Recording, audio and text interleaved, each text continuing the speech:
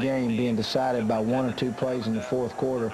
Every team now is prepared to their hilt against us. Yeah, so that is a compliment to your young men. That's what I say. That's what happened. They had 22 seniors playing their last game. They had an extra week off to get ready, and we were going to start a brand new high school guy out of high school last year this time in Chad Nelson. Beautiful day for football in Annapolis, and the defense comes out and plays good early. We came out, they had a great tight end. That's their tight end there. He's 6'5", 252. I mean, they had great wideouts. The quarterback, Kubiak, is about 3rd on their all-time list. But we really came out aggressively trying to mix up some things, and we did. We shut down their running game for the most part. And I think this was, we were ready to play. And we did some things early in the ball game. Here's Chad Nelson on the very first drive, executing the option. Byron Costa makes one guy miss you, makes 2 guys miss you. And we go down, and we're moving the ball. The first drive was actually an 18-play drive all the way down the field, and we, on 4th and 1, we mess up and make it 4th and 6, and we don't score. But here's the thing that was impressive for this young man is the poise that he had in throwing the ball in the first half. I think he had like 115 yards passing in the first half. This guy has been a backup, and yet he comes back, he just keeps the chains moving. Jimmy Lee, a great senior, making a key first down for us. And when seniors are playing their best ball, that's really encouraging. But everybody had to kind of readjust, knowing that Josh was not going to play, and so we had a few different plays and different wrinkles. You see, we sprinted out a lot more in this game, Matt. With Josh, we dropped back more, let him throw, pick his target. And Chad, we'd like to get him on the run, let him move a little bit. So we were almost starting over kind of like the Oilers were with a new offense here, 10th game in the season. That is a 3rd and 6 play that he makes a great effort on. Good blocking, a great effort, makes 2 people miss him to keep the chains alive. At this point in the game, I'm thinking you're just going to steamroller these guys. Well, we were executing well, and even though they do it, then again, we're our own worst enemy with either a fumble or missing something inside, and it got to be a 4th and 1 on the 7-yard line, and we don't make it. We decided to go for it in the wind, and we don't make it, but we held them down there so that a play like this could happen on our defense. Indy Clue tying the all-time sack record. He's just a sophomore. He's going to have a lot of great moments here for us, Matt. And 7 sacks this season. And then we hold them, which is what we wanted to. Why we went for it on 4th down. At 4th down, we didn't make it. And watch Byron Costa, the senior, make a play. 1 guy missing, 2 guys missing, 3 guys missing. Just to get by one more. Byron, stay outside, go inside. A great punt return by Byron Costa. And you're in great field position again. You're totally dominating. Well, we were ready to play. I think the biggest thing you talk about right here is that we came out. It was a pretty day, which we hadn't played our best in pretty days, but we had great fan support. And Chad comes down, and we executing well offensively and defensively here.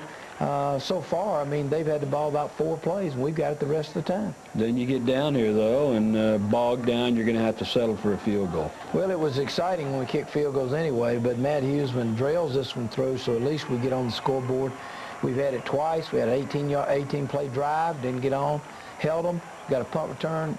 First quarter, we're ahead 3-0. So we played pretty good in the first quarter. Microcosm of the season. A missed opportunity in the red zone. It could have been 14-0. It's 3-0. Easily. And you can't squander that because we're not a team to be able to do that. And we just can't afford to do that. And yet we have, and that's one area we've got to improve in. Do you have the faith in your young guys that are coming back? Because most of them they're learning this, so you can take that next step next season? I think we've taken a big step right now, man. I think we're going to. I think every game, every conference game, everybody we played was 2 plays made the difference. We could be undefeated, or we could have lost every game.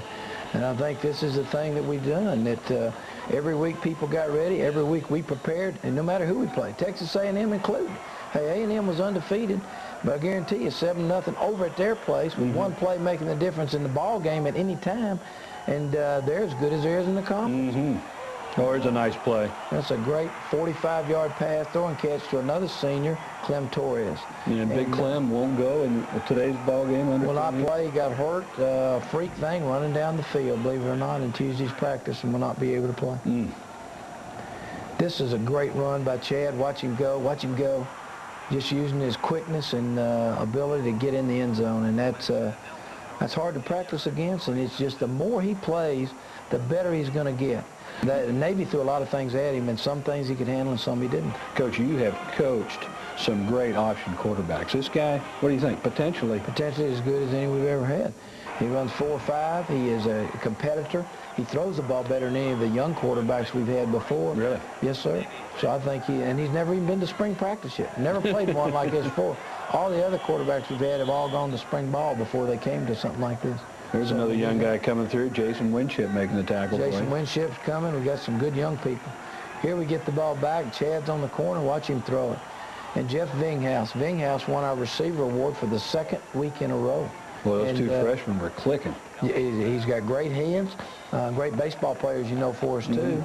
And those two guys, I think, are going to be exciting performers. We got a lot of good freshmen that played for us this year, too. And there's Jimmy Lee on a good pickup.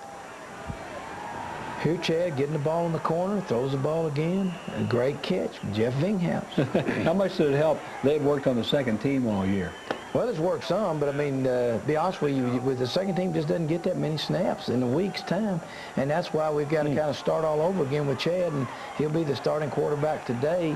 The good thing is that we've been able to work on plays that fit his abilities, and it's just a matter, again, he's trying to learn. We're reminiscent. We remember what Josh looked like in the Tulane game. He didn't look real good, I don't think, in the game, and he got better and better. Great play here by Joe Davis. I mean, of playing the ball while it was in the air and not giving up on tight end, as I say, 6'5", 251. Great receiver. He is as good as they come at tight end. He's as good as they come. He sure is. And the quarterback is, too. They've had a great game. So it's 16-10, really, at halftime right now. And they'd moved the ball and scored on a little